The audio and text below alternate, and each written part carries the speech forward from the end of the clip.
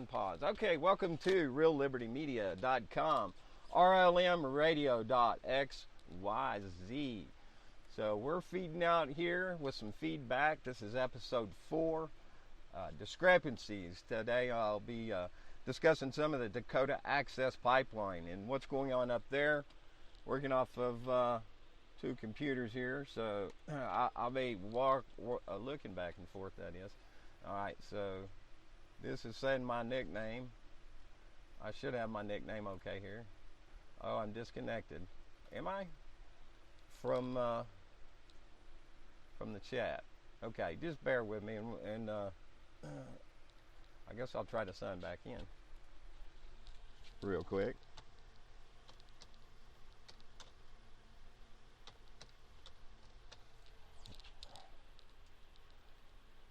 Says disconnected. Well, tell you what I'm going to do. Let's go back to this other computer, to this chat over here. Go back to Real Liberty Media.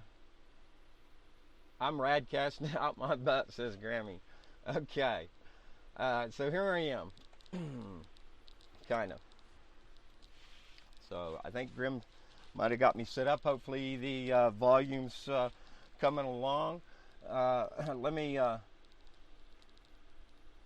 okay, thanks, Grim. Let me go over here and recap a little bit from last week, episode 3, feedback, and that was challenges. I linked the... I'm sorry, I'm stuttering here. Behind the Woodshed, a few episodes that were relevant to the Bundys and those folks in the cases going on there. So they're going through trial up there in Oregon. I linked feedback episode 3 to a few places to the Bundy Ranch. So it went from 20 views to 50 overnight. So hopefully the right people are hearing this. Not me, but redirect to these lessons from Behind the Woodshed. Now, if I can gather all my thoughts here and recall. Now, Hal, I might chide you a little bit, looking back over my shoulder. Them lessons from the Behind the Woodshed, sometimes smart, and I think that's the purpose of lessons, is smartening up, right? It does hurt a little bit sometimes. Feelings, whoa, feelings. So we do have a little bit of hurt feelings here because, well, we have our own ideas sometimes, right? But Kira Young, she's going to be on tomorrow. I guess you all was having a little back and forth there on the Twitter. But my advice is, take the smarts, take a little bit of pain. Try to back off from our feelings and look at what's actually being said. And let me say to that how I learn a lot. Now, I listen to you a lot, so perhaps I hear a little easier than others. But I'm going to tell you this much, Kira. What Hal says is not opinion. What Hal is saying is not opinion. When it comes to addressing these matters in court, when you see what he's saying has not worked, then it's time to look and see what does work. And going back to last week with the Bundys, from day 1, day 2, whatever, April the 13th, Hal's broadcast about what was going on with the Bundys out there, had folks listened to this man, it'd not be in court right here today, but it's not too late, okay? It's not too late to go back and address this jurisdictional matters, okay? So, Arnold Law Firm, I did post in comments there as well, the feedback episode 3, and also to rangefire.us, and that was in to a post there, expert witness weigh in on MNWR title all the dashes, jurisdictional issues. That has to do with Malheur or the Harney County Resource Center.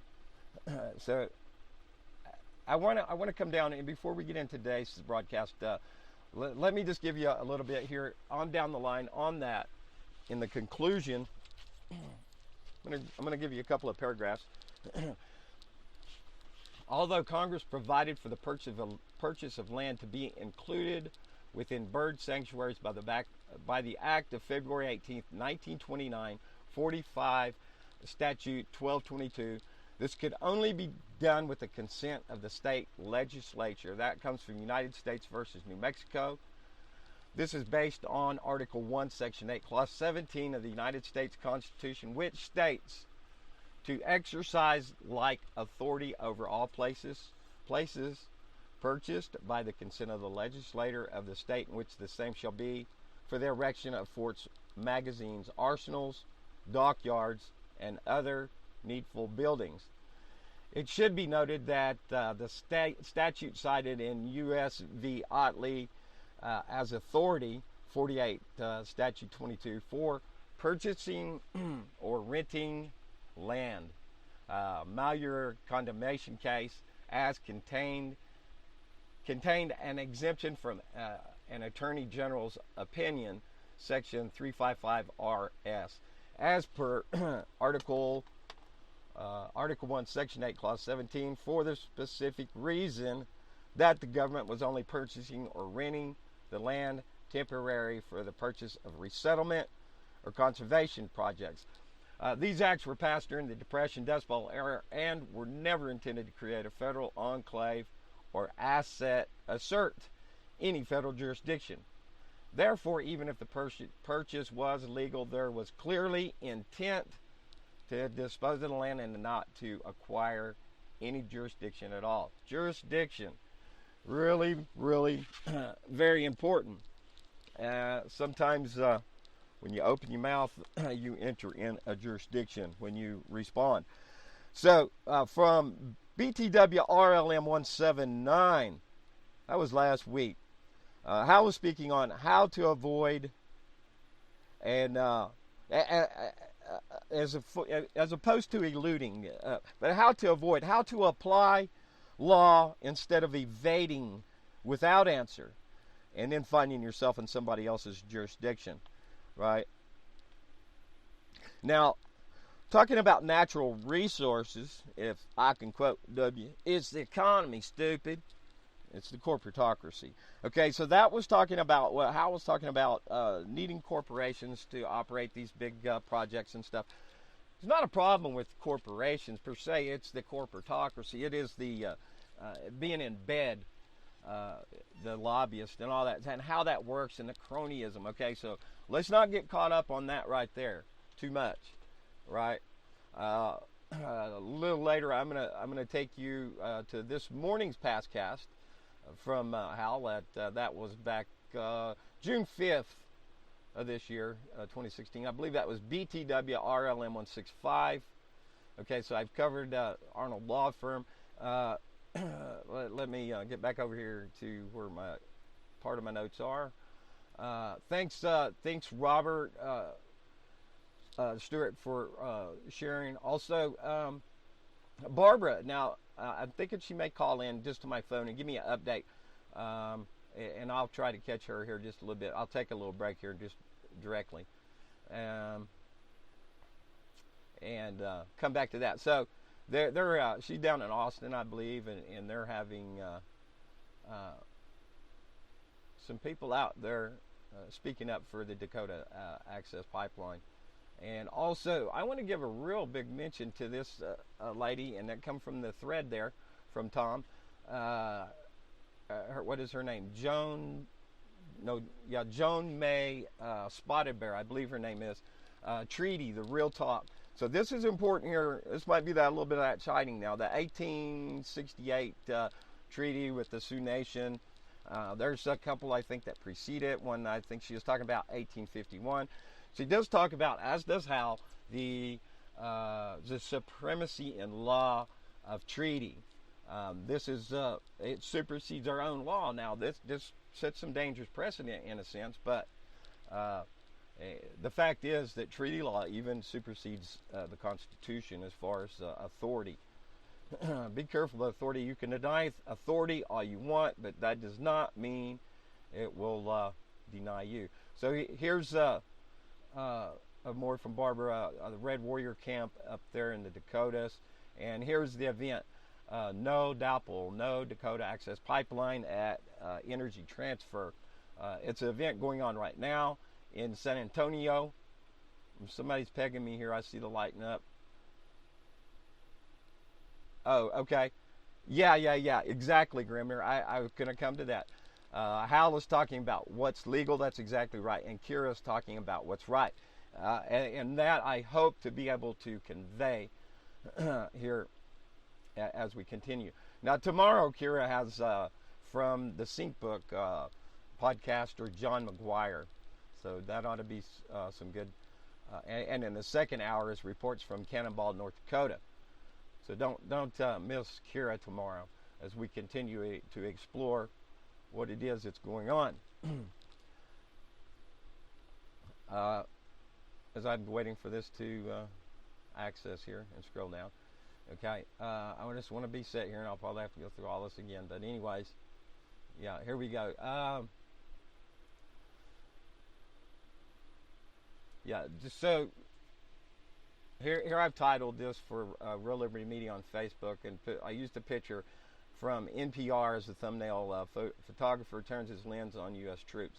So I've gotten a lot of. I put in comments there for notes, but I did do a file over here, document, which I'm going to read from and give you the links as we go along. And I'm sorry I'm not in chat there following along. Wait, I'm back. I'm back on that other computer. Okay, so I am. I think. Well. Okay. So hopefully we're broadcasting, and hopefully I put record. Did I? Oh my word. Come on up here. But we're going to, yeah, we're recording. Good. I have to check my head, make sure it's still screwed on. Now, what I want to do here is I'm going to go to this. This will take a little while. Don't let me forget that in 7 minutes, 420 report, and that's what I wanted to do, was make sure I got that open. And this is will be the Arkansas medical marijuana issue. So I'm just going to go ahead and open that up. We'll have it. I'll jump over there in about 6 minutes. Let me get me something to drink. I'll be right. One sec.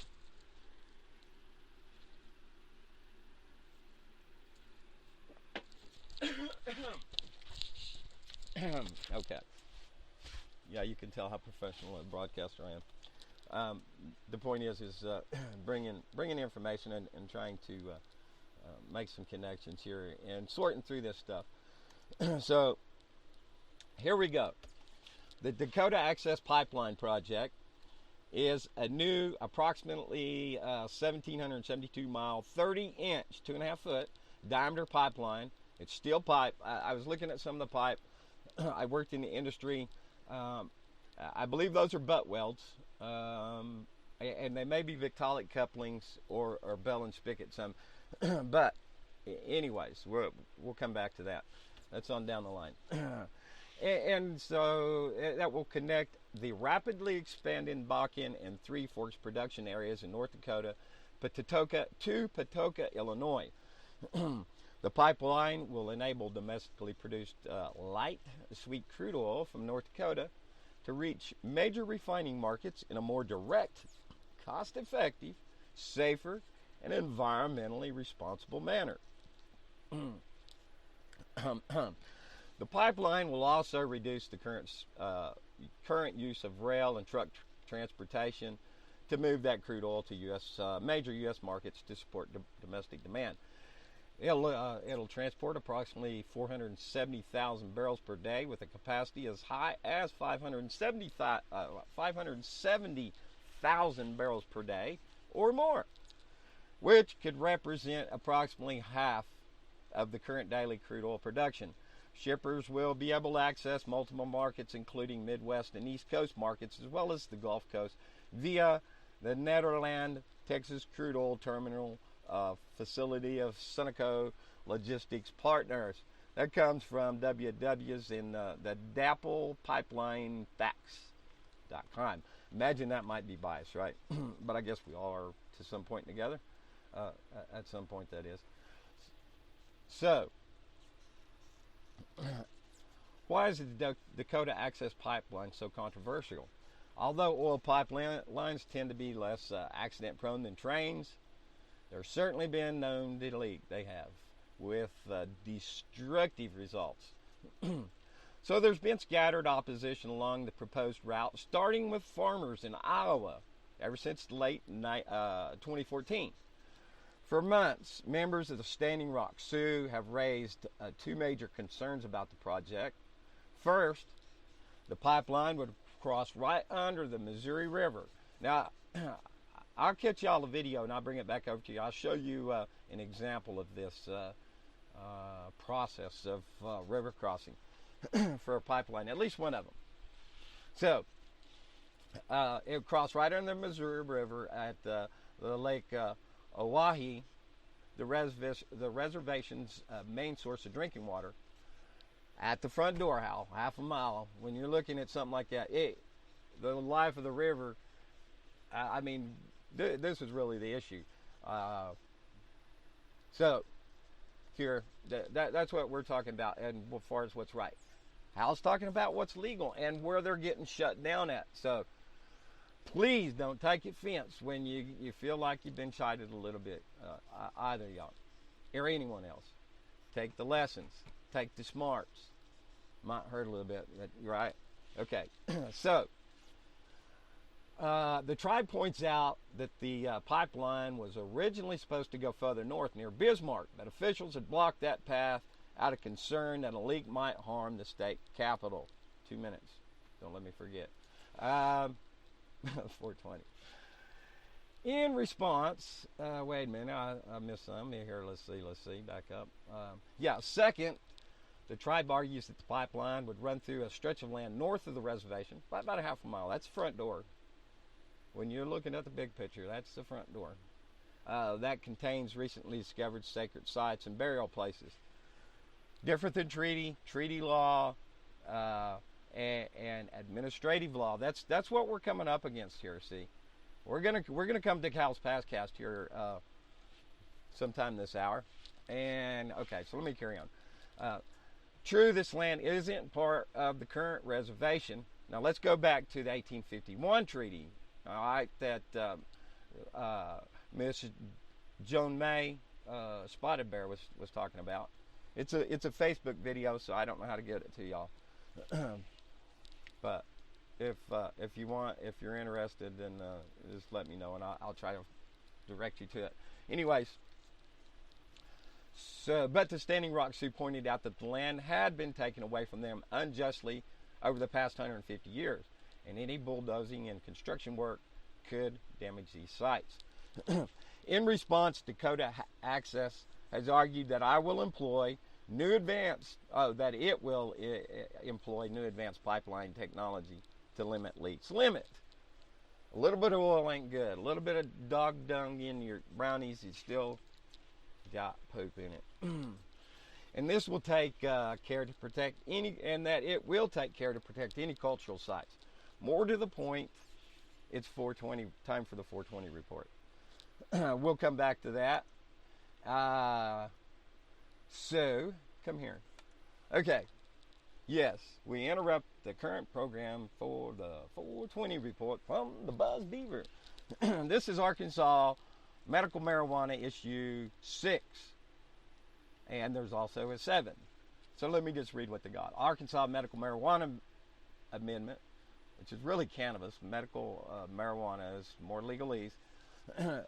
Also known as Issue 6 on the Arkansas ballot as an initiated constitutional amendment on November 8, 2016. A yes vote supports a proposal to legalize medical marijuana, create a medical marijuana commission, and place no limit on the cost for patient card fees. A no vote opposes this proposal to legalize medical marijuana. An initiated state statute issue 7 is also designed to legalize marijuana. Hold on just a second, I'll come see what you're saying to me. Am I dying here? Oh my. I might be gone. All right, so we're standing by here just a sec. Where's the butt? Am I broadcasting? Yeah, it says I'm broadcasting. All right, so I am recording. Maybe the speaker died. I don't know. Butt's recording or playing, and Audacity is recording. Okay. Excuse me. So back. Let me just keep going, and we'll look. Peg me again, Grams. If ping me again if we've got any problem. I guess you can't hear me if you can't hear me, but okay. So issue 7 is also on November 8th ballot in Arkansas. Compare the provisions. Kill the speaker. You don't have the bandwidth. Okay. Thank you, Grimner. All right, stand by, folks. Stop. Do you really want to stop broadcasting? Yeah, I do. Thank you for asking, though. Okay, so I'm on this. There's 21 minutes, 22 seconds long there. Well, I'm still recording this. I'll upload this to Spreaker. Okay, thank you, Grams. You do hear me. All right, so back to the program. So, important. Initiatives receive majority approval. The one with the most yes votes will supersede the other. Here's the overview. Issue 6 would also set a cap on the fee required to acquire a dispensary or cultivation license, but no limit on the cost for patient card fees. I can only imagine the cost of cannabis only going higher, which has set precedents. Legalized marijuana has raised the price of cannabis. Who's making the money anyways? Who's getting the care? All right, I digress. Establish a medical marijuana commission. Dictate the state's Department of Health. Dictate that the state Department of Health must set rules for patient cards and medical conditions that qualify a patient for medical marijuana use. Further, dictate that the state's alcoholic beverage control establish operating rules for dispensaries and cultivators. As well, require sales tax revenue to be divided up in the following: 10% to medical marijuana program, 10% to the skills development fund. I smoke marijuana. 30% to the state's general fund, and half, 50% to the state's vocational and technical training special revenue fund. Think of the children. Okay, that was 6. Medical cannabis versus medical marijuana. Here's that was 6. So here's 7. And if I was a bet man, I would bet probably 6 would pass. If it would even, I wonder if it'll even pass. Period. We're still in the Bible Belt, and people think that marijuana is drugs and it's a gateway. Okay, so here's 7. Set a cap on the fees required to get dispensary and cultivation licenses. Boy, this just makes too much sense already. It shouldn't even be a fee, but just set a limit instead of no limit. Get the guy on the end. That's what the drug war is. And we're going to come. My local sheriff follows the 420 report. So actually, this has only been 4 minutes and 20 seconds. So I'll wrap this up. Dictates the Arkansas Department of Health must set rules for patient cards, medical conditions that qualify a patient for medical marijuana use, and operating rules for dispensaries and cultivators. Allows patients to grow marijuana at home. No, you must buy. Okay, requires that also tax revenue goes back to the medical marijuana program. So these people that want to be controlled will undoubtedly want Amendment 6. The dadgum shame of the whole deal is the whole legalizing it. It's a plant, for God's sake. And I would like to make this special shout out to Jenny on the Buzz Beaver page on Facebook for all the great posts. And I'm not a smart man, but I do know what drugs is. And drugs comes from pharmaceutical industries that are killing people every day, and not one person ever died from smoking too much weed, unless they were thrown in the fire. Okay, So thus, that kills that. And I'm going to go to my local sheriff, Scott Bradley. There's a write-up about 3 weeks ago. I went yesterday to try to retrieve the paper. So I'm only going on an account that was given to me that my friend that read it. She said, they were knocking Sheriff Bradley for increasing crime over the past decade and a half that he's been in office. Personally, I like Scott. I think he's doing a good job. The problem lies in with this legal and this federal intervention. Now, the article said that people are coming from other counties to buy their meth here. I'm going to tell you what. The problem with meth is that the war on drugs, it causes more crime. So statistically, you're going to get more crime, and you're going to generate more crime. There's a lot of involvement by feds here in this county. So Hooper, the elected, he's running again for Van Buren County judge, which is an administrator. That's what that is, a county commissioner or wherever you live, whatever it's called. One old lady said when he was running last time, he would make a good one because he knows how to get the feds involved. That's the problem. Vocal, local. All right. The only benefit I see in any kind of legalized marijuana, cannabis, is that they'll be so busy enforcing the rules that a fella could grow him a plant or two out in his front yard in the flower bed if he has a mind to. All right. So, Scott Bradley, I hope you win again. I think you're doing a good job. As far as what you know, what you ought to be doing, I do feel like federal influence. I'll give you an example. They came in with the domestic violence units, and unknowingly it locked the county into contract. You know, they give them these cars. It's like a drug dealer. Give somebody a little bit of dope and get them hooked, and then they got to keep coming back. So, anyways, yeah, there's your legal for you. There's your feds for you. Let's worry about actual harm to people. All right, I'm killing that tab. Lucas, good luck to you, Lucas Emberton. I know him personally, a friend of mine, but were I to vote, I would vote for Scott. Sorry, Lucas, but hey, it is what it is. All right, you're dead. And I did mention Arnold Law Firm is Ammon Bundy's lawyer, and it's a Facebook page, Arnold Law. I'm sorry. Yeah, I did say that. Arnold Law Firm. So I'm going to kill that tab. And I did share experts offer opinion from rangefire.us. Couldn't kill that. I've got...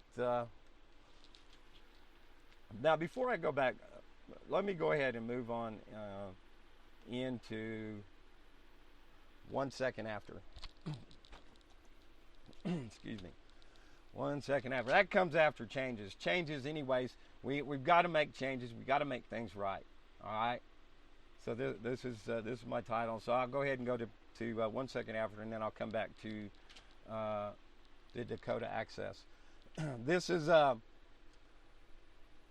so I really like zombie genre. I like audio books, and for my entertainment, I'm listening to audio books. And this is an apocalyptic book. It's written by William R. Forstchen, Forstchen. It's called 1 Second After, with a foreword from Newt Gingrich. If you'll excuse me 1 moment, let me turn around here and grab this.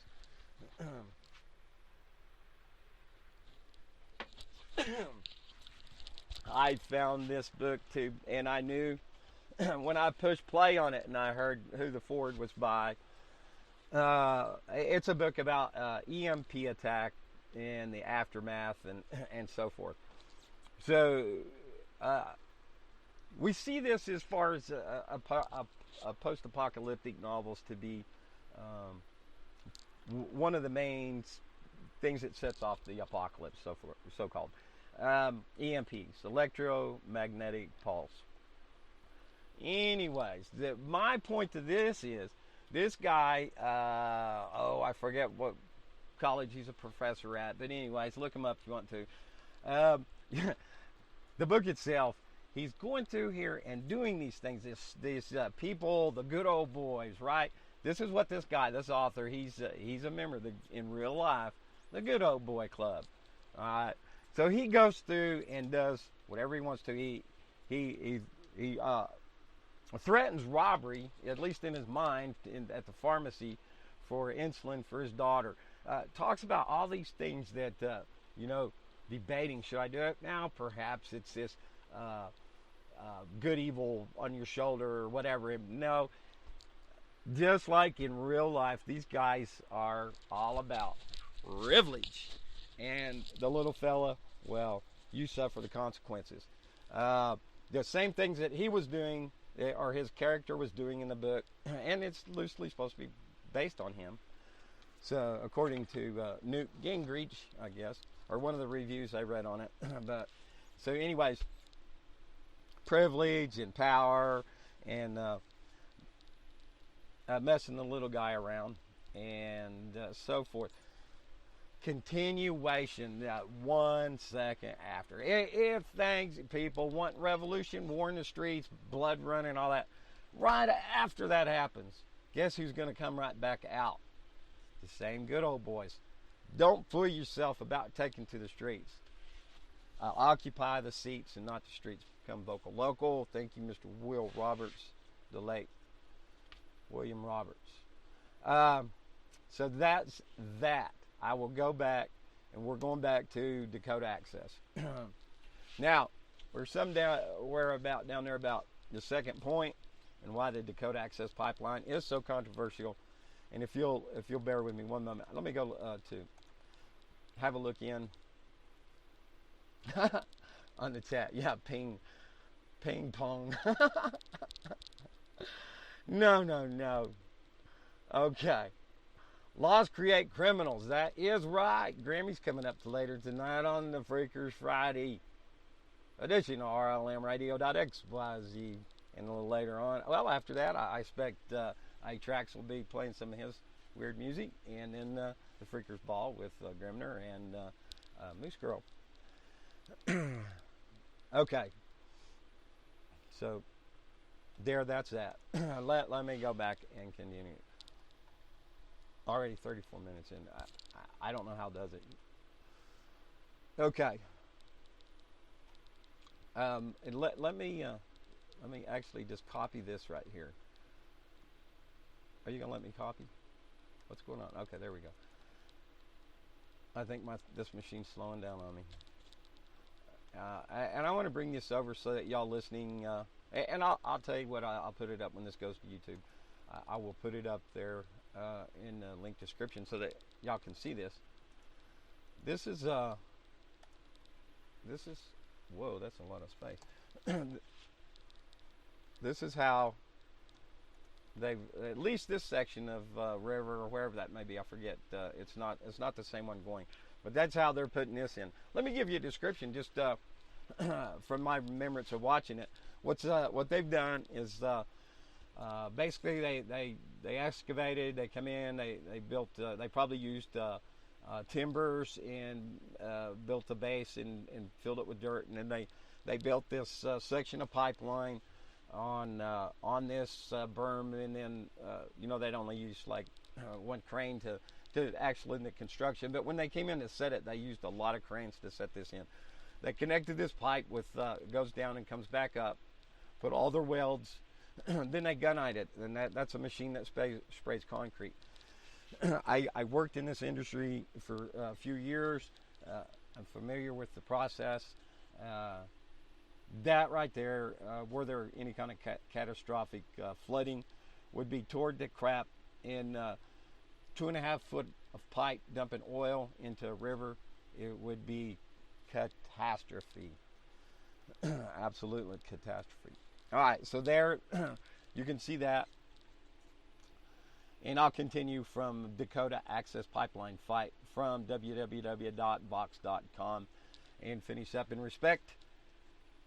response, Dakota Access has argued that will employ a new advanced pipeline technology to limit leaks and it will take care to protect any cultural sites.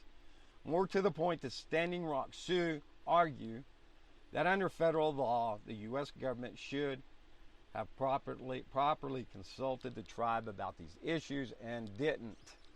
On July 27th, the Standing Rock Sioux and the nonprofit, here we go, Earth Justice sued the Army Corps of Engineers, and I have a link that says, I'll get back to that says that they were not, they have not given, the permit has not been issued for this to go into the river at the lake.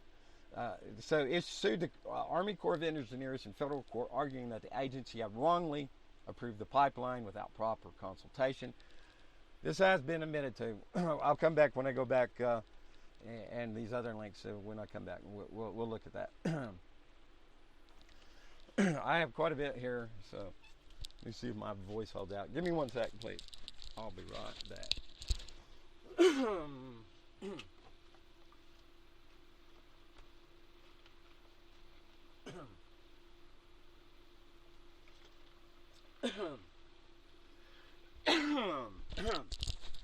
Okay, excuse me. Trying to make room. Move over, frog. All right, last week the Standing Rock Nation filed an emergency petition to overthrow the Army Corps of Engineers permit for the pipeline, which will be located a half mile from the reservation through the land taken from the tribe in 1958. 1958.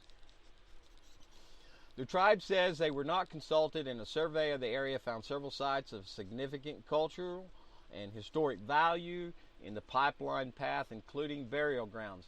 Native Americans from tribes all over the country are protesting the construction of a crude oil pipeline slated to snake through the sacred sites and under the water supply for the Standing Rock Sioux Reservation.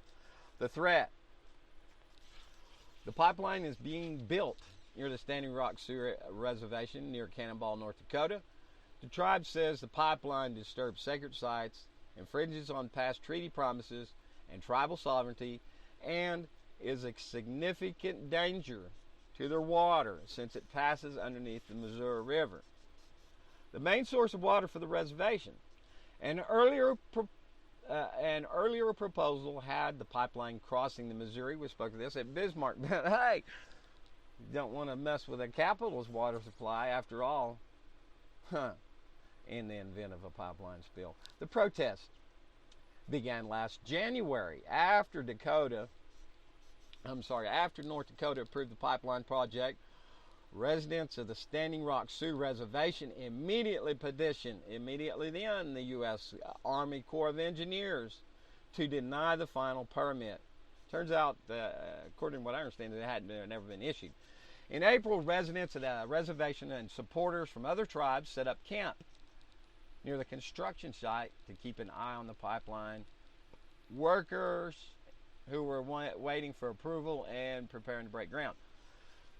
That comes from commondreams.org. What you need to know about the Dakota Access Pipeline. Let me interject here real quick. Amy Goodman. Let me back up a little bit. Years and years ago, I was listening to Rush Limbaugh. Now the opposite. We'll get over here to Free Speech and Link TV, Amy Goodman, and those likes. All right, I always left versus right. Always bantering back and forth.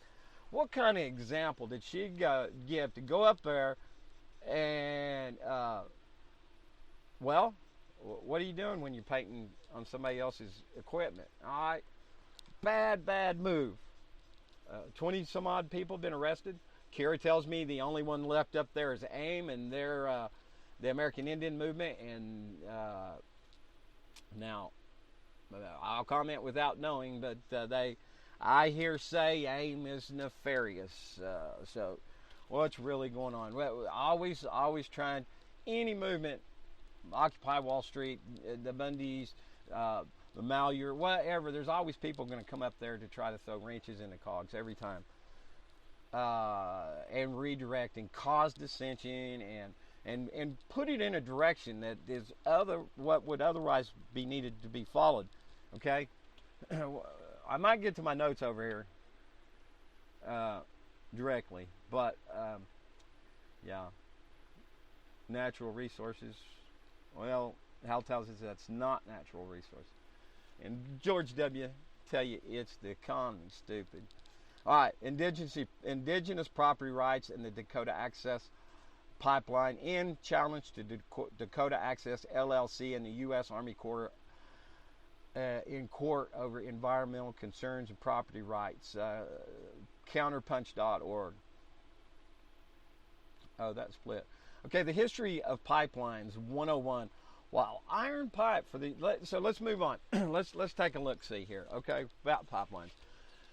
While iron pipes for other uses in the U.S. dates back to the 1830s, the use of pipe for oil transportation started soon after the drilling of the first commercial well in 1859 by Colonel Edwin Drake in Titusville, Pennsylvania.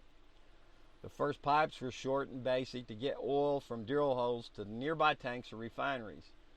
The rapid, y'all see, I drink your milkshake. That's from a movie. That's a tagline that Shawley uses Sunday mornings, by the way. I don't kind of like that, but I forget the name of the movie.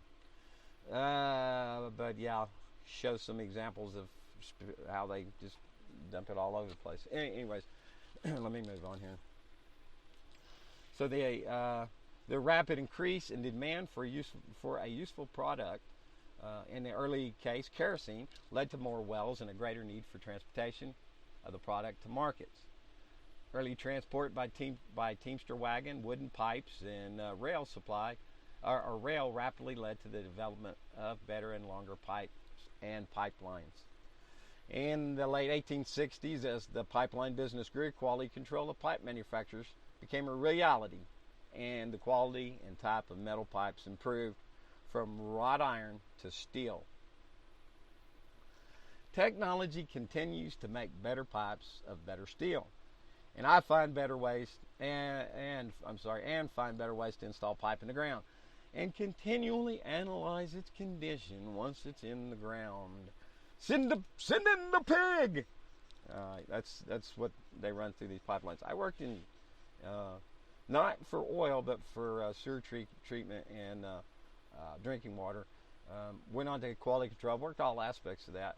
Went on to quality control and rolling through a pipe where I couldn't even lift my arms over my head. I had to have them above or down to my sides, the entering, and I'd lay on a skateboard and I'd go through and inspect and take measurements and test and so forth, among the various duties in quality control. But I found it very peaceful being so isolated in there. At first, it was kind of like freaky, man. If you're claustrophobic, I could imagine that would really do something to somebody. But yeah, I saw a lot in the industries that indicates that, hey, that stuff's in the ground and we'll be dead and gone before there's any problem. First-hand experience, okay? So, let me continue. They continue to play a major role in the petroleum industry, providing safe, reliable, and economical transportation as the need for more energy increases. Here is the interjection. How many $1 billion? I forget. I got it written down. $3.5 billion, whatever it is. Wow, what could be done? Okay, first of all, that money comes from the protection in corporatocracy. And I've got links on this guy that owns this and major contributors, so forth, so on. But what could be done? Were we free? What indeed. They continue to play a major role, so they say. Yeah, pipelines are needed to continue to bring energy to you. From the early days of wooden trenches, wooden burrows, the pipeline industry has grown and employed the latest technology in pipeline operations and maintenance.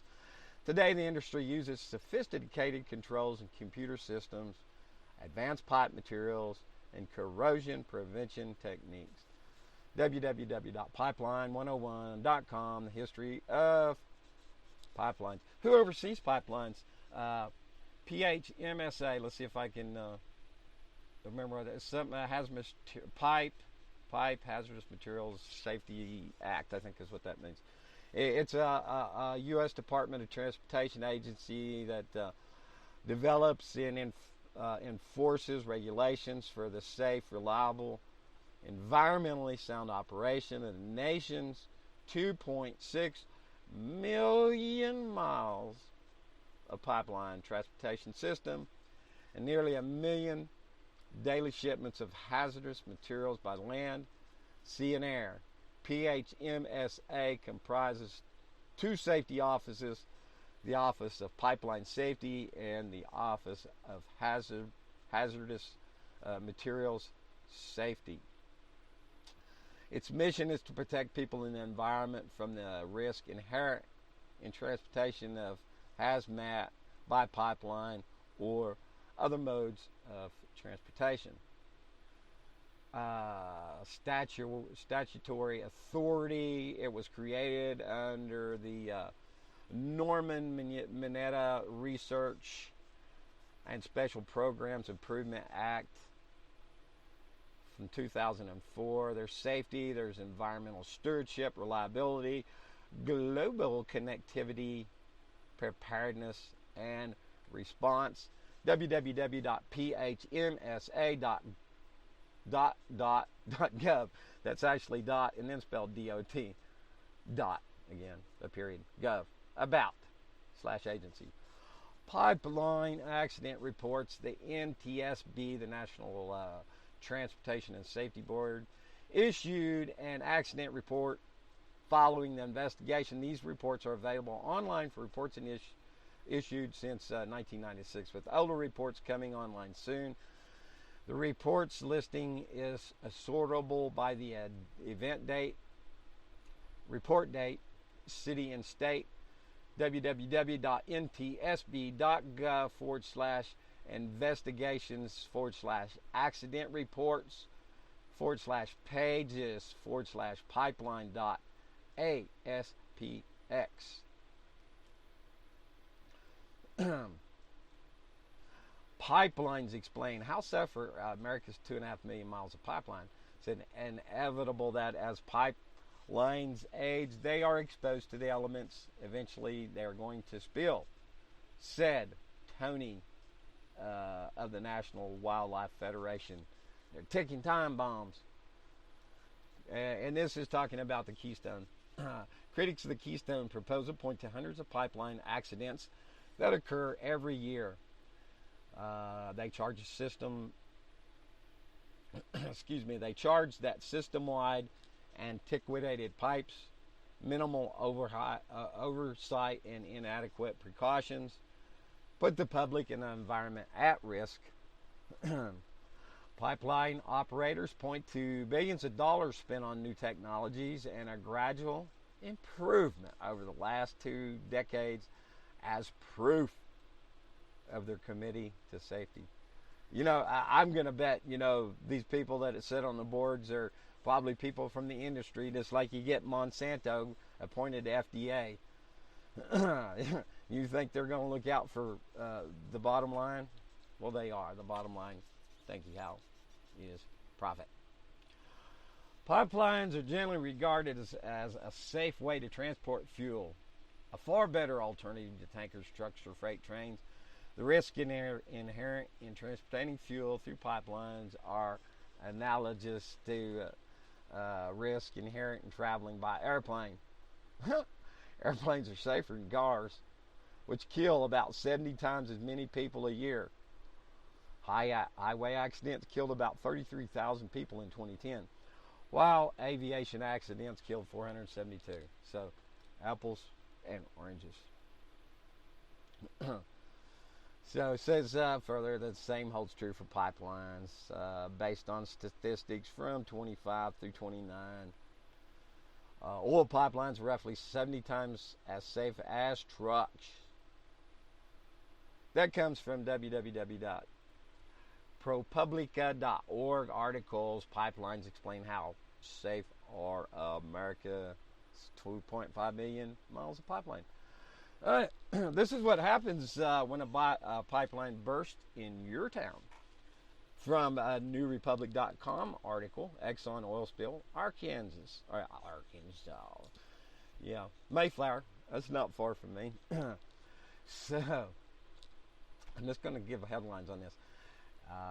Exxon Mobil to pay $5 million to settle claims in Fed's complaint on Mayflower oil spill.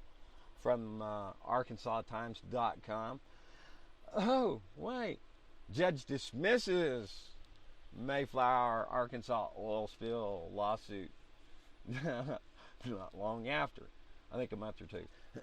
So U.S. District Court Judge Brian Miller dismissed the lawsuit with prejudice, meaning it cannot be refiled.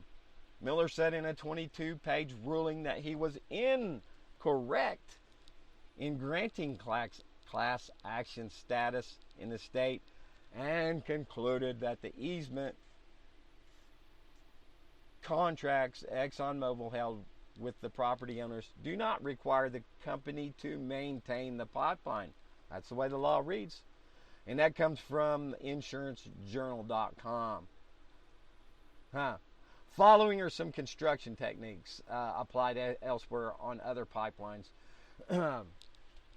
This from blm.gov style/media BLM. Anyways, Appendix X, pipeline design and construction procedures, including pipeline descriptions, workforce requirements, and construction schedule. Construction 4.0 construction sequence, consisting of, in part, clearing and grading, hauling and stringing, trenching, road crossings, bendings, weldings, and coatings, lowering in, padding, and backfilling. Let me tell you about some of the natural gas pipelines that they have around here. You're supposed to have a cushion sand, protect that pipe. I know for a fact they'll throw rocks back in there. Think that stuff ain't going to be blowing flames sometime soon, or at least in the future. Yeah. I'm going to tell you what, industry standards and all that's not always followed. Accidents happen. They're not accidents, right? They're predestined. Should be a bit of pipe. The headline should be, and who doesn't enjoy laying a bit of pipe? Thank you, Grum. Okay, where was I? Okay, lowering and padding, backfilling, horizontal drilling, and directional drills, that is, as well, testing, special construction techniques, reclamation, operation and maintenance, abandonment, environmental protection measures, which includes in part cultural resources. Okay, so this right here is going to tie in with what the folks in Standing Rock need to be looking at. Proponents and contractors would inform their employees about relevant federal regulations protecting cultural resources, if any cultural remains, monument sites, objects, or antiquities subject to the Antiquities Act of June 8th, 1906, or the Archaeological Resources Protection Acts of 1979, are discovered during construction activities shall immediately cease, and the responsible AO would be notified. AO, not sure, something authority, I'm pretty sure that was agent of authority, whatever, I'm not sure. And I meant to look that up and didn't. That comes from blm.gov's information, NEPA, N-E-P-A, National Environmental Protection Act. Hal talked about this. This is the direction it needs to be going to. So we're looking at treaty law versus administrative law, jurisdiction, courts. The Sioux, there's jurisdiction lies in or that they're held under lies in Washington D.C. And according to Joan May, Spotted Bear, even to the world courts. So, as Hal said, treaty law supersedes other laws, legalese. Okay, Seymour also, no, that's my note. Seymour, hydraulic considerations for pipeline crossing stream channels, abstract. High flow events have the potential to damage pipelines that cross stream channels, possibly contaminating runoff. A hydraulic analysis conducting during the design of the pipeline can be held can help determine proper placement. Flood frequency and magnitude evaluations are required for pipelines that cross at the surface. There are several methods that can be used, including reconnaissance, seismographic, analytical, and detailed methods. The method used must be appropriate for the site's characteristics and the objectives of the analysis. Channel degradation and scour evaluations are required for pipeline crossings below the surface. Proper analysis design can prevent future pipeline damage and reduce repair and replacement costs. Again, from blm.gov. Construction methodology, www.efsec.wa.gov/OPL/SEC Section 2-14 PDF. You want to see construction methodology, methodology. If only I could speak. Now, Behind the Woodshed Blogcaster, September 11, 2016, BTWRLM 179 Dakota Access Pipeline Jurisdictional Discrepancies. That's on YouTube, reallibertymedia.com. Also, Real Liberty Media, the name of the YouTube channel, Real Liberty Media. reallibertymedia.com, Behind the Woodshed Blogcaster. Treaty of Fort Laramie. Okay, here's where we're going to run into something here. But like I said, now, what treaty do we look at? The Fort Laramie of 1868, 1851. I think there's some other treaties before and after. But here's where some problems lie. In that sixth, I think it was 10-6, the they withdraw all pretense of opposition to the construction of railroad, the railroad now being built along the Platte River and westward to the Pacific, and they will not in future object to the construction of railroads, wagon roads, mail stations, or other works of utility necessary which may be ordered or permitted by the laws of the United States, but should, treaty law supersedes laws of the United States. Legalese now. But should such roads or other works be constructed on the lands of the reservation, the government will pay the tribe whatever amount of damage may be assessed. Remember, your life and property has an assessed value, and may be assessed by 3 disinterested commissioners to be appointed by the president for that purpose. Obama, he can do it. He appoints somebody that ain't prejudiced. One of the said commissioners to be a chief or headman of the tribe. We find that these tribal government, RLM radio.xyz. Thank you, Government. Let's not forget. Tribal government we find is, hey, did I get to the end of that? I can't believe I went through that. Okay. Yeah, I did get to the end of that. So, tribal government, they ain't no different than, also SoundCloud, that's right, and Spreaker, RLM Radio. I bet you can find it with the search. Okie dokie. Alright, so, 1 hour in. Hey, there's, Love On. Mention ucy.tv in a post. I want to at some point try to articulate what Jules talks about every morning in this God-Man project, this genetic manipulation of life. I listen to her every morning. Start my day with Hal behind the woodshed and past cast. All right, let me go into some notes that I took. And I've listened to this past cast 3 or 4 times, I think, already. And I can still listen another dozen times and continue taking notes. Hal has got this stuff down in his mind, and perhaps it's so rapid fire that people just don't get it. It's hard. It's no slight at nobody. But I'm going to tell you what. Back to the Bundys. Man, what heartache would be saved had people listened. Now here's a chance for people in Standing Rock to take heed. Stalking horse. She's talked about that. Third-party interlopers. Jurisdiction discrepancies. So this green anti-fossil group and support, actually this is, this complexity of these interlopers, people trying to redirect things for their own purposes, nefarious. But that, it's support of carbon taxes. So what we see is the frustration of trying to move forward and then hitting a wall.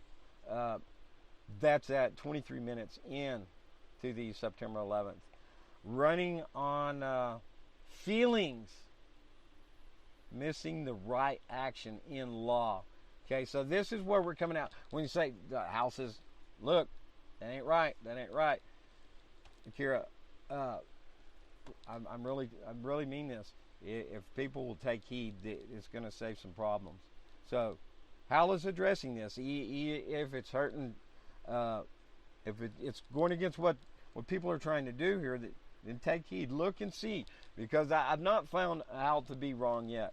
I've found a couple of times that I may not have fully agreed with him, and one of them for certain I came along to understand that I was not understanding what it was he was saying. So I would question myself before I question the lessons from behind the woodshed from Mr. Hal Anthony right here on Real Liberty Media, Sundays 2 p.m. Central Time, and simulcasting at ucy.tv. Monetary reparations. Special interest, dispute resolutions from this so-called Earth Justice lawyer, attorney, Hasselman. What a name, Hasselman. So I'm backtracking some of what I've done said, but administrative law is different than treaty law. So you got to be sure that you're addressing the proper jurisdiction and not letting that redress you. So remember, treaty, especially international treaty law, supersedes. All right, so corporations needed. That was Hal had mentioned that. Okay, so that, and I spoke of that earlier. That's structure. It's not corporations per se. It's not. Wait a minute. I hear you. Let me come back. It's not. Okay, I lost my thought. Corporations. It's not the. Anyways, it's the cronyism that comes along with that, and allowing them to get away with to pollute and go is what I think I've called it before, and that allows corporations, these big guys, to make billions of dollars and crap all over you, all the while pissing down your neck, telling you it's raining. Excuse the enunciation or the vernacular there. There's proper structure.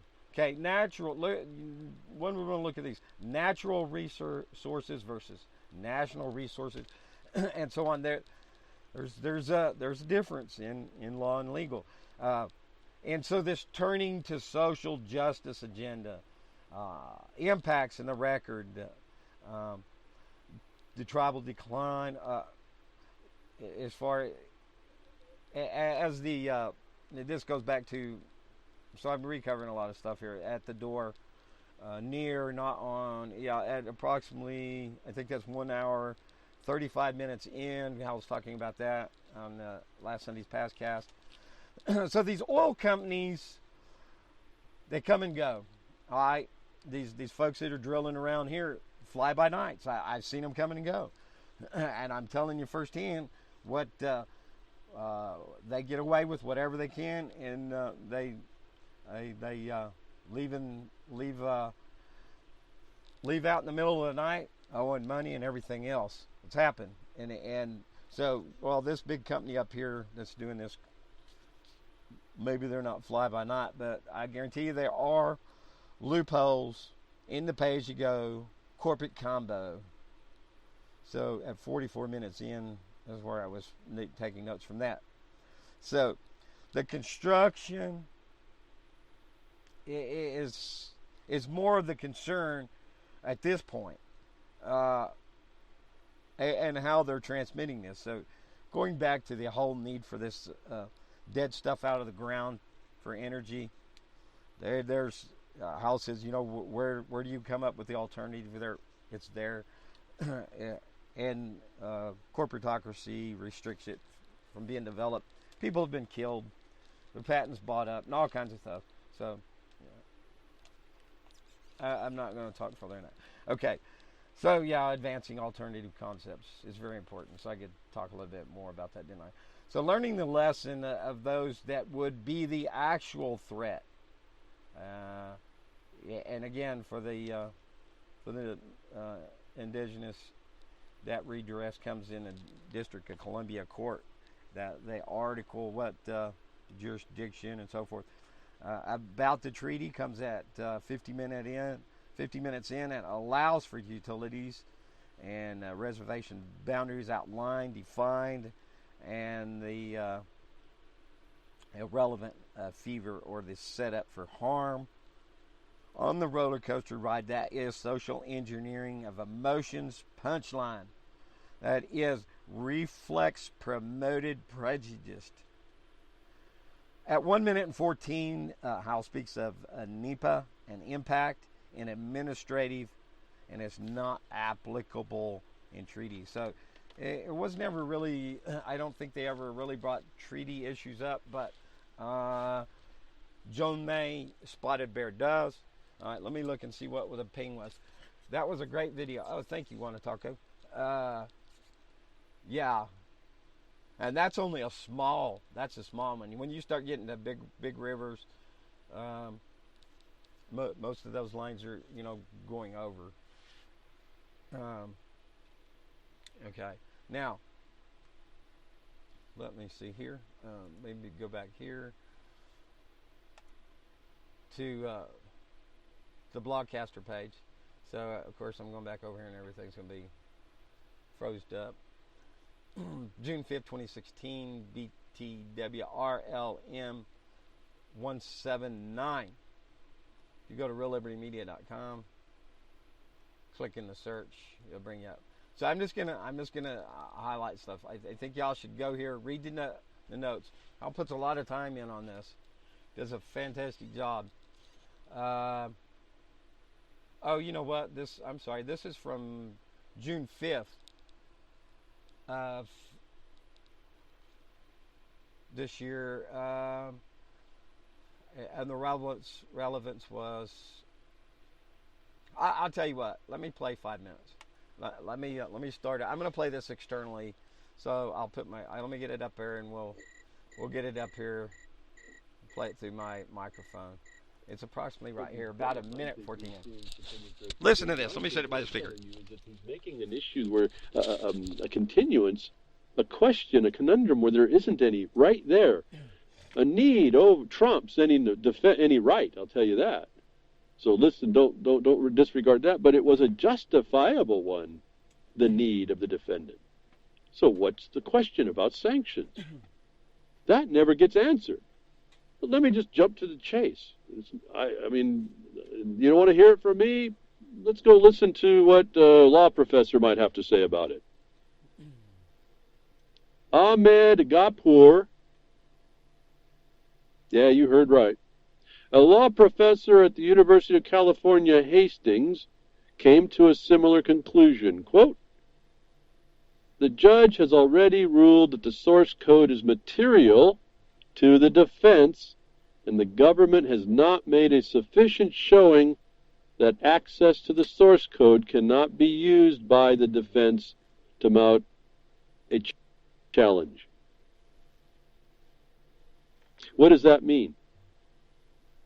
That means, let's go to the Constitution, where do the burdens lie?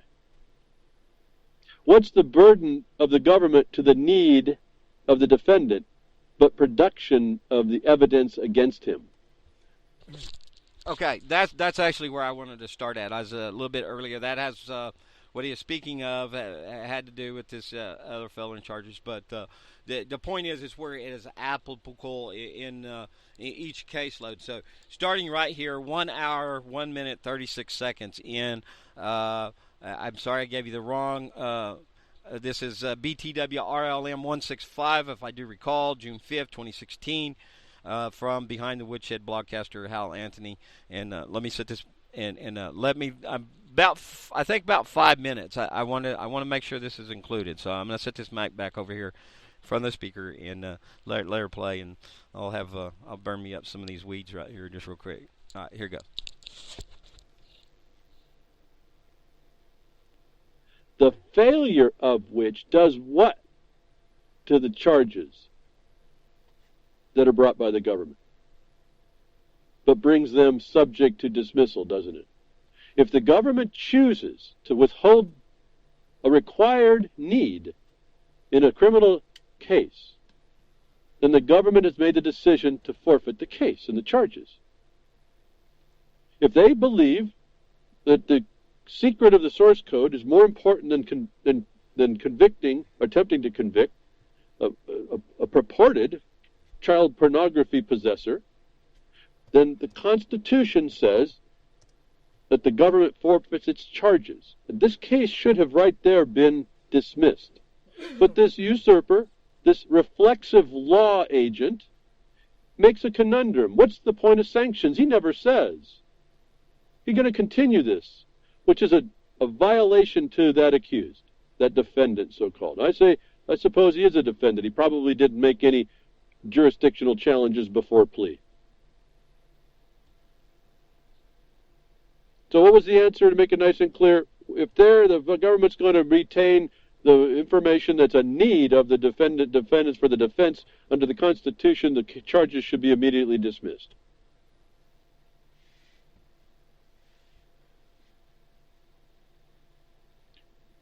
When you then say, then what do you mean you got to go to the court to get justice? I've told you, no, you don't. You got to eliminate the courts. The courts are the problem. And I developed, in the case that I cited to you before, Jefferson Mining District versus Kitzhaber 2013, I worked out how that would work for us, and I've now translated the principles over to criminal charges. So I know they're now translatable. Is there justice done? No, because these judges are doing reflexive conditioning over the future security of the military they are seeing. Remember, these are military tribunals, if you haven't understood it. They can look civil. Go read livelihood. They'll tell you all about it. You cannot look at a court today and not know whether or not there's a military oversight behind it. You can't do it. You'll see that right in the livelihood. At that point, then I kind of backed off and said, I can't tell you what these courts are. I'm just going to have to go on how they function. Why? Because livelihood says you know them by their deeds. Now, long before that, I had figured out the thread between jurisdictions. There's a common thread between all jurisdictions. You need to research enough to find it. In other words, when you hear about the hats the judge can put on now, because they blended equity and admiralty together in the federal side, and they come under, you find out international, they come under, all the code comes under penal statutes under admiralty. They can run between common law to admiralty to equity, which is in the law of the Constitution, exclusive of the federal courts as well. They can run all through these things. Well, there's threads. They're only altered by term, but they're the same functions between jurisdictions. Now, you can listen, if you know that, you can watch the judge, by their terminology, put the different hats on. And I've told you this before, if you're listening for that in a discussion, if you happen to be unfortunate enough to find yourself before them, you can track what they're talking. You can go from jurisdiction to jurisdiction. They'll move you back and forth, and then you watch the look on their face. And I can only tell you that because I've done it a couple times. They watch, they can see, they know what when you track them, and then you listen how the prosecutor or the attorney on the other side doesn't know what the hell you're talking about. And now you are in a dialogue with the judge. You've now developed that special language. You don't say much, but I mean you're tracking and you're responding the proper way within a jurisdiction. You're not espousing all your knowledge that he's just done that. You're just responding in that way. It's kind of a trip. The point is that there's a moving target out there. You have to start to become more cognizant of it. The things I bring you try to anticipate avoiding that by either making an administrative record that it keeps it out of the hands, or you now walk in and we know now a lot more substantively than I've heard anybody else how to go directly at the incompetence of the establishment of the courts, and then the incompetence, not the incompetency, although there might be some of that by drug and alcohol use, but the incompetence of the officers. We now have that pretty well laid out, pretty quick to figure that out. Okay, that's about 5 minutes there. Al has a lot to say. I highly advise anybody listening to this podcast, well, you'll be hearing it downstream. Tune in, get them smarts, get them lessons from behind the woodshed. All right, let me go back over here. Link has died. All right, of course. Let me reopen this. I have further notes to continue, and let me just go ahead and kill these other tabs here as this opens. Let's see how long it takes me to scroll down to it. Syrup. My cricket's got syrup. Slow, or molasses. Oh, you. Well, I think I might be getting to it. So if you're on Facebook, scroll down my timeline. Look for Tom's post there. Look in the comments there from... I'm sorry, I was calling her Joan. It's Joanne May Spotted Bear. Very intelligent woman. Very intelligent. She's, I believe she lives in Reno. She is a member of the Sioux Nation.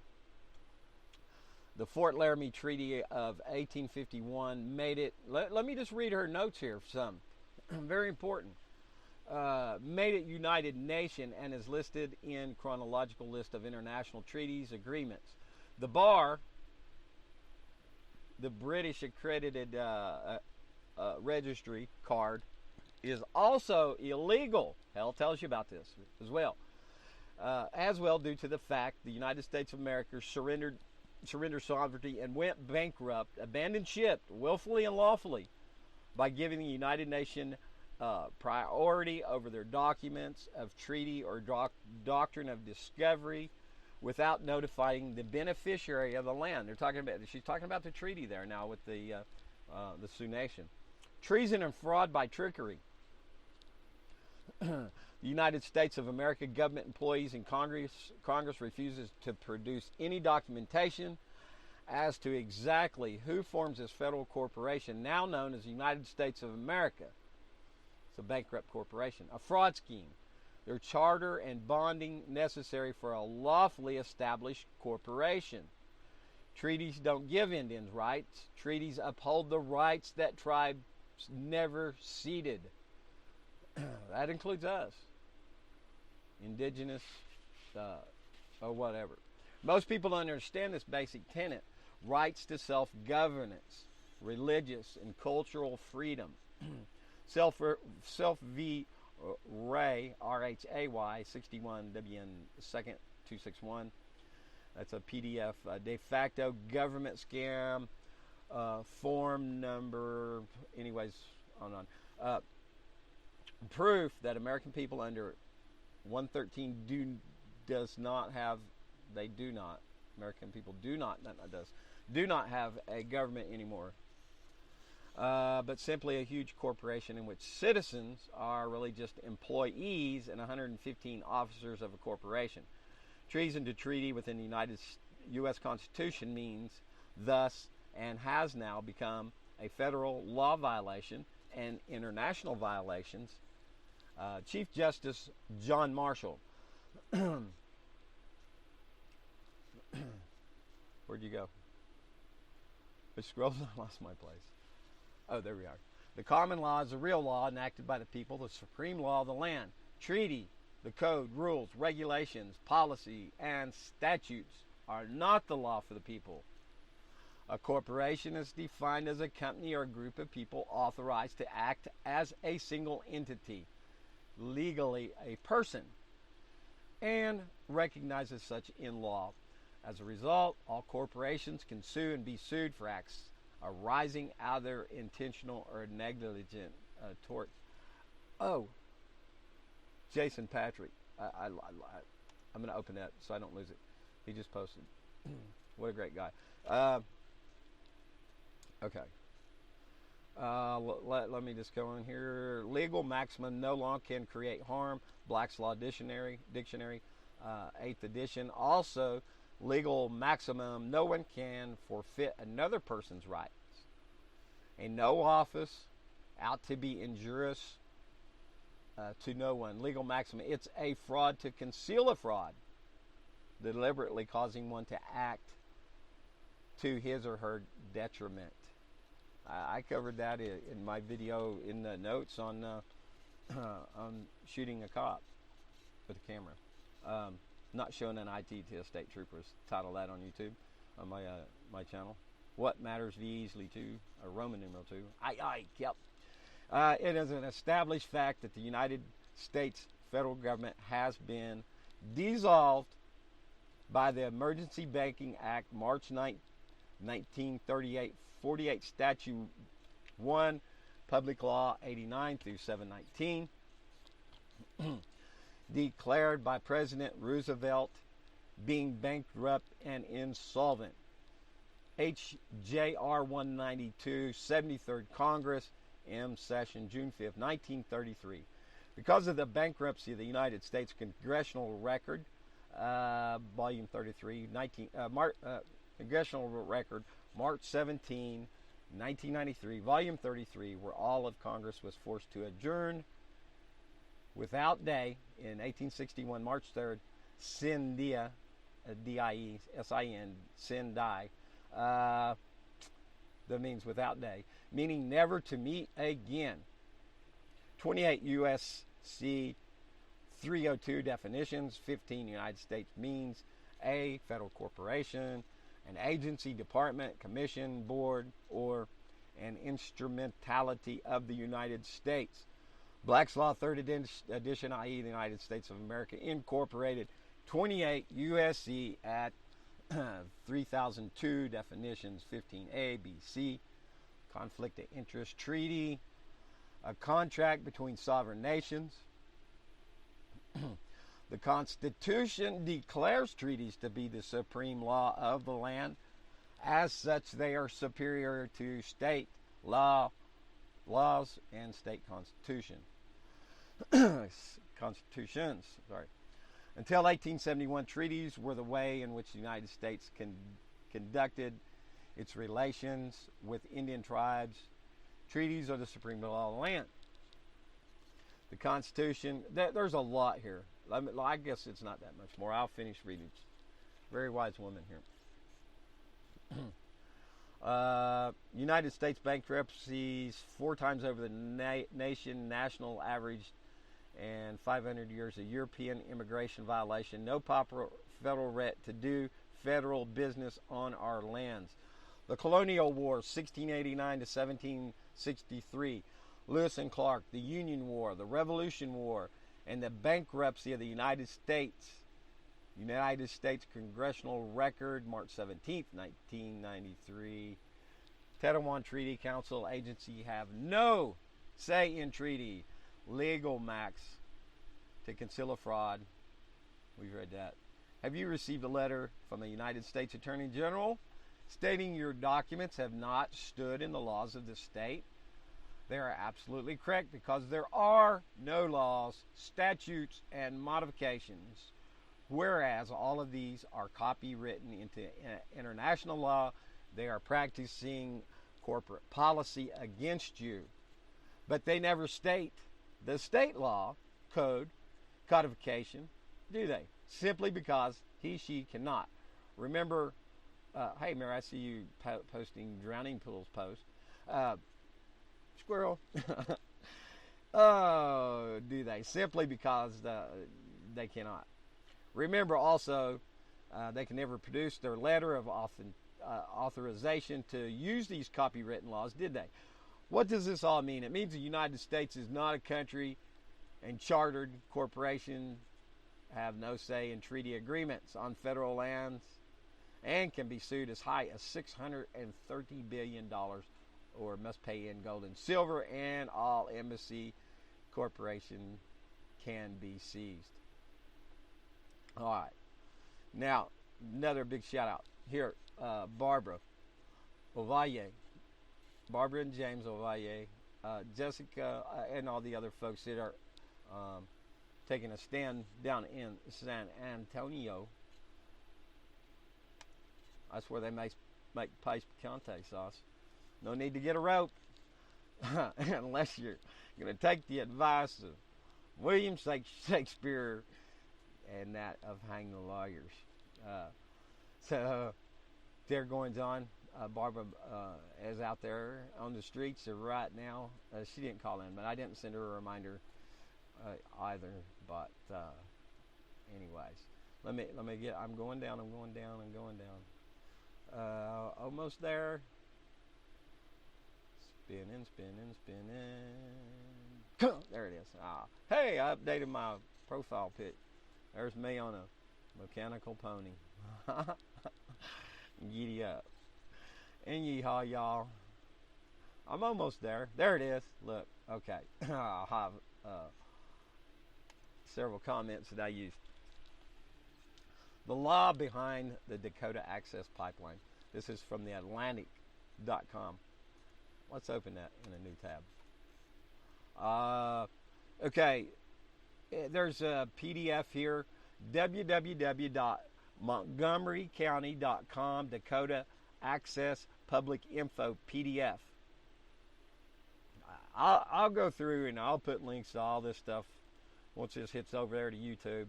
It'll probably be a little later when I get all that done. Here's the PHMSA safety regulations. There's a lot of pertinent information here that the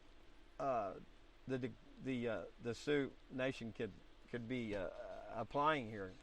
That comes from www.occeweb.com, occeweb.com/PHMSA Safety Regulations 2015. I believe this came from the Trenches report, posting at the Effin site. Silent Media's company behind Dakota Pipeline steals more land in Texas. Doggone it. Not Java Doctor, but or Wanda Taco. Somebody did. Doggone it. Rob Works. I think Rob posted that on the Effin network. Let me go back over here to the Dakota Access Pipeline. See if this comes from the Atlantic. The legal case for blocking the Dakota Access Pipeline. To hear the Standing Rock Sioux Tribe tell it, an old-fashioned American lab grab transpired earlier this week in rural North Dakota. The tribe's members and hundreds of other Native people have been protesting the construction of this pipeline. I've really had something that I should have highlighted it that was pertinent here. Okay, I think this may be it. This is one of the most significant archaeological finds in North Dakota. This right here is probably enough to offset the moving it. But you know what? I mean, people on the other side, I got to make a living and stuff. Well, it's how that all this is given, that the world we exist in. I think I have somebody coming up the driveway. On down. Okay, just you can look at this for yourself. If the Standing Rock Sioux allegations are correct, then this case has little precedent. Legal experts say lawyers seek injunction because they want to preserve the status quo during the trial. Altering the status quo while a trial is underway thwarts federal rule of law. One law professor compared it to the New York real estate developer Harry Maclow's midnight demolition of multiple hotels in 1985. and a move to skirt a city ordinance that eventually cost them $2 million. That is $4.4 million in 2016 dollars. There's a cool pic there. The campgrounds, they got some ponies, tents, or teepees. You know the difference between a teepee and a wigwam? That's going to be funny, but I guess I won't. Yeah, teepees are movable, and wigwams are generally part of the home that would be left standing. So, anyways, Media reports the story of Dakota Access Pipeline has centered on climate change. See, this is the trickery. Okay. It makes sense, it says, that climate activists across the country are striving to block further extraction of fossil fuels so as to prevent further carbon emissions. Okay, trickery. Nonetheless, and if the Sioux successfully obstruct the pipeline or create enough political pressure for the White House to cancel it, then oil companies will face one more obstacle to exporting the commodity. Climate activists and also provides the tribe with a broad national coalition of support for their own nefarious purposes, no doubt. Okay, I think I've read enough of that. What is Jason Patrick? Fair trial with a question mark.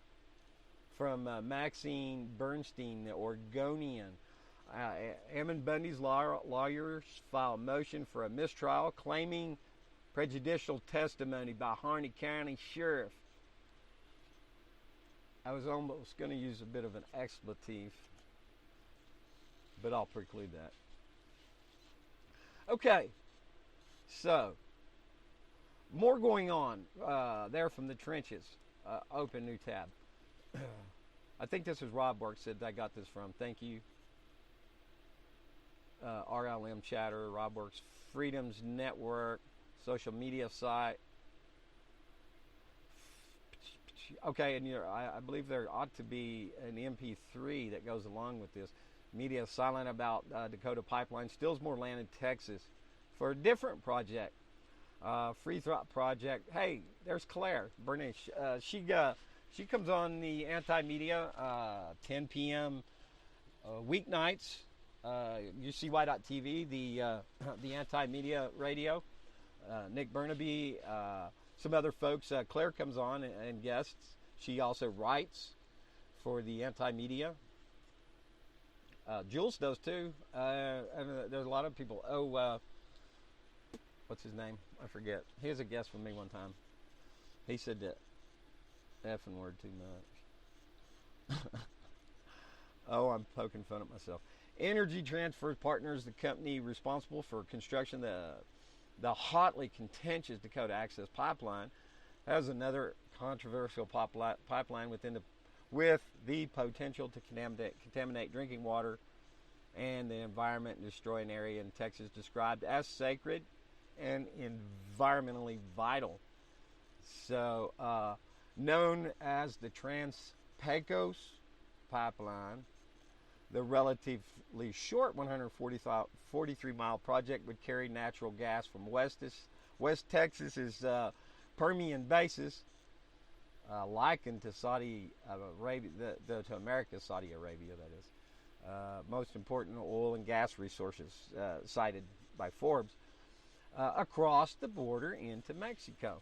But this project will run through the state's pristine, remote Big Bend area.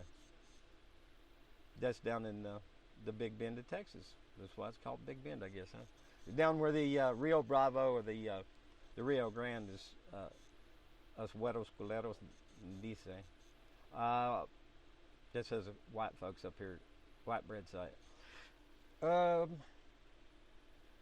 So, a long devotion to big oil and gas in Texas.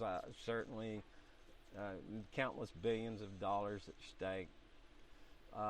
You can read that from the trenches, worldreport.com. Media silent as company behind the Dakota Pipeline, steal more land. All right. So, who they are. Now then, back over here. Good, you didn't die on me. Let's open this guy. The man behind the Dakota Access Pipeline has a long history of profiting off disasters. Open in a new tab. Yeah, I'm getting close to it. So close to having gone through. There's Mama Bear. Oops, go back. I met her out in Missouri Concealed Carry Law. It's only a veto. And there's Kate Heffley Dally. Shared Fox News 1450 KZNU. She's talk radio on Fox. A great gal, Miss Kate is. Okay, well, let's go back and see what Grimner said. And then I'll come back. Wait a minute. There it is. Gotta love them pipelines. Bipartisanreport.com, breaking massive U.S. pipeline blows open, spilling 250,000 gallons of gas. State of emergency declared. Thank you, Governor. All right. Let me see. All right, I've not been keeping up with y'all over here in chat. Sorry. I'm playing like Hal today. Now I'm catching a mosquito. Ooh, I got him. Haha. You're dead. I caught him out of midair and squished his little guts out. Okay. And now back to the program. All right, here we go. Wait a minute. I open this. This guy. Look at him. Oh, he reminds me of, I'm not going to give your last name, John, but the man that bought out the North American Pipe, NAPI, North American Pipe Incorporated, and I think they even got a different name now, come in and get rich off the backs of others. Oh, I'm all about family. You ain't no family man, and I don't expect you are either there, buddy boy. The man behind the Dakota Access Pipeline has a long history of profiting off of disasters and others. Kelsey Warren is CEO of Energy Transfer Partners. So, avoiding any libel or otherwise, whatever. My observation is of life, and not this particular feller individually. The most wealth I've ever made is during the dark times, Warren told Bloomberg Reporter last year. The Dakota Access Pipeline has catalyzed one of the biggest mobilizations against a piece of fossil fuel infrastructure since the Keystone XL's defeat last year. One section of the four-state pipeline would run through the land and water mains of North Dakota's Standing Rock Sioux, a fact that has prompted snowballing demonstrations along its purposed route. Since protests began in mid-August, activists from around the country have flocked to join the Sioux and other tribes to stop the project's construction. Behind both the pipeline and the private security, men with their dogs, sick 'em. It is called Energy Transfer Partners, whose major sponsorship of the $3.7 billion project means that it has the most on the line of anyone. Oil giants Marathon Phillips 66 and Enbridge also hold smaller stakes. Behind ETP itself is billionaire and rock and roll music enthusiast Kelsey Warren.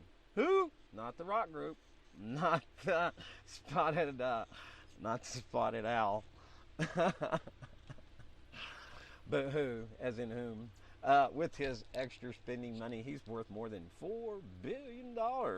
He owns a label that exports lyrics-driven folks music from his Dallas-Fort Worth area compound. Oh, that's usually reserved for religious zealots. But there's more to Warren, the company's chairman and CEO, than his music and commanding share in the focal point of environmental movements' biggest fight of 2016. He's also making money off disasters.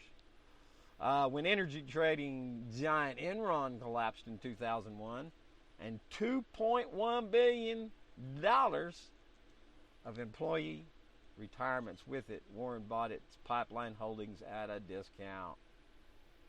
More infamous was his alleged attempt to try to turn a profit on Hurricane Rita. On and on. You can find this at miniplanet.us. The man behind the Dakota Access Pipeline has a long history of profiting off disasters. Imagine that. There's more. There's more. But I believe that's where I'll stop. Let's go back. That's about what I've got for today's feedback. But let's go over here. And thank you, Jason Patrick. What a great man you are. I know him personally. I spent a lot of time with him in Bunkerville. Fantastic folks. And before I'm amiss here, I guess I am. But you know what? Thank you to everybody. I was going to give some names. Maybe I'll hold them. For everybody that contributes, that shares information to me, keeping me abreast when I fail or lack to act. So here we go. Ammon Bundy Wright 41. It shows a picture. This is from the OregonLive.com. Oregon Standoff 2016. Ammon Bundy lawyer files motion. HT. Oh, people are commenting already over here. I did post some stuff. No, that wasn't to the Oregonian, or was it?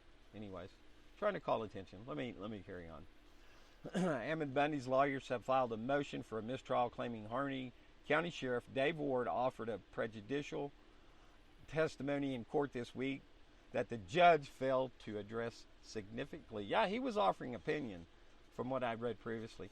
So Bundy's lawyer, Marcus Mumford, has asked Ward during his cross-examination, Wendy, if he had conducted his own investigation into the 2014 armed standoff that occurred near Bunkerville, Nevada, with federal officers attempting to corral Nevada rancher Cliven Bundy's ranch cattle. Cliven Bundy is Ammon Bundy's father. Ward explained that he learned about the Nevada standoff. What he learned scared the hell out of him. Get a gun. Go to church. Are you scared? The sheriff went on to note that he had discovered during a Google search on the internet that some unstable people unstable people who had left that situation killed 2 police officers. Those, I refuse to mention their name. They were camped about 30 feet from me. A lot to that story. You know what? But I forgot. They were asked to leave. Some people got involved in that. Oath keepers. What's his name? He gave him some money. Tom said he saw him. Yeah, and they turn up in Vegas. There's a lot to that. You should go back and listen to today's broadcast from Jules before the first cup. UCY TV user on YouTube. It will be posted by now there, or at here in about 3 hours and 15 minutes. The afternoon replay will go, and listen to some of this stuff. Blood-brain barriers and so forth. These heavy metals. There's a lot to it. Okay, I'm not going to do you any justice, Jules, talking about it. You'll have to go listen to her. Okay, let me come see what Grimner's got me here. This is one. Reorganization Act. Indian Reorganization Act. Thank you, Grim. There's Rome's. Happy birthday last Sunday. Trust no one, Rome's.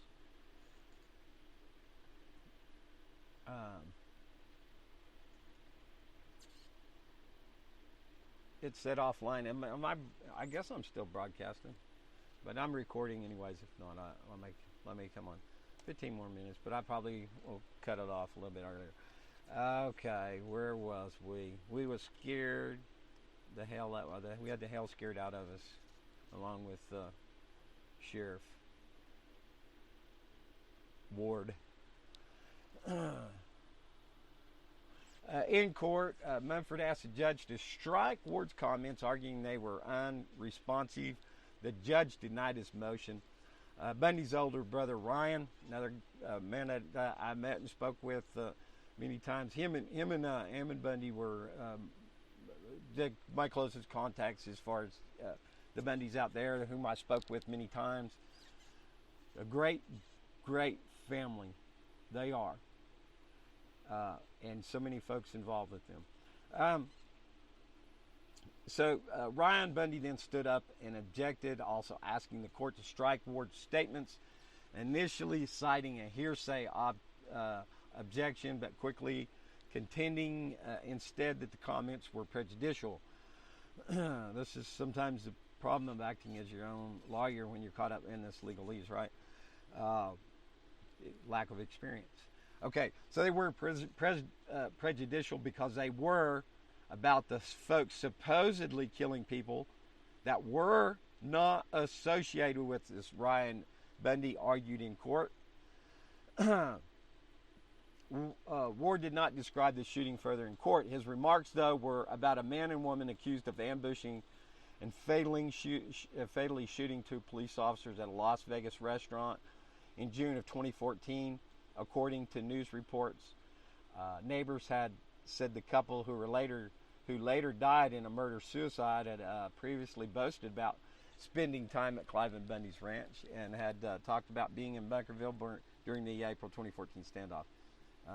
They weren't there very long before they were asked to leave. Unfortunate circumstances to bring all that about. I do believe those people were manipulated. They were probably on drugs, and be my guess. I'm sorry, dope. Drugs come from pharmaceuticals. Methamphetamine is my guess. So U.S. District Judge Anna J. Brown found merit in Ryan Bundy's objection and told jurors to disregard Ward's reference to events in Bunkerville that had to do with police officers being killed. Okay, so use that a magic eraser, jurors. Now, Mumford argues that the judge's instructions to jurors did not go far enough. While the court offered a curative explanation to the jury, that instruction was inadequate in light of the highly inflammatory and prejudicial insinuations that Mr. Bundy's actions are somehow related to a high-profile double murder of police officers. Mumford wrote in his motion, according to Mr. Bundy, moves for a mistrial and dismissal with prejudice. Those two cops, they got killed. One of them could well have been my cousin who works that same district over there in Vegas, over on the east side. Well, I'm going to leave that. Anyways. If the court isn't inclined to grant a mistrial, Mumford offered the judge three alternatives: strike all of the sheriff's testimony, hold an evidentiary hearing to inquire further about what Ward learned from other law enforcement about the Bunkerville standoff, or tell jury Ward's statement was unfounded and intended to prejudice his client. Excuse me. Sheriff Ward is a government agent and a central governmental witness who was clearly aware of the prejudice he was unfairly creating with his testimony, which he intentionally directed at Mr. Bundy and his counsel, as indicated by his indignant use of the word "sir" in the answer at issue. Mumford wrote. You imagine I'm trying to talk like a Southern or something. Ward ended most of his responses to Mumford's questioning by addressing him as sir during his cross-examination. I'd like to hear it. Bundy and 6 co-defendants have pleaded not guilty to conspiring to impede federal employees at the Malheur National Wildlife Refuge or the Harney County Resource Center from doing their jobs through intimidation, threats, or force. Opening statements began Tuesday, and Ward was called by the government as its first witness on Wednesday. The judge said in court Thursday that Mumford had filed a motion for a mistrial and indicated she would address it Friday. That's today. The motion was not publicly filed in the U.S. District Court in public. The judge noted on the case docket that she had sealed a motion Thursday, but Mumford's mistrial motion circulated on social media regardless. The motion found on social media contained the proper date, court markings, and docket number corresponding with the motion the judge had sealed. Document 1280 comes from Maxine Bernstein for you. If you would like to speak with Maxine Bernstein, you can call her at 503-221-8212 at Max Oregonian. I guess that would be on Twitter. So here's a bunch of comments. I bet you, oh my, yeah.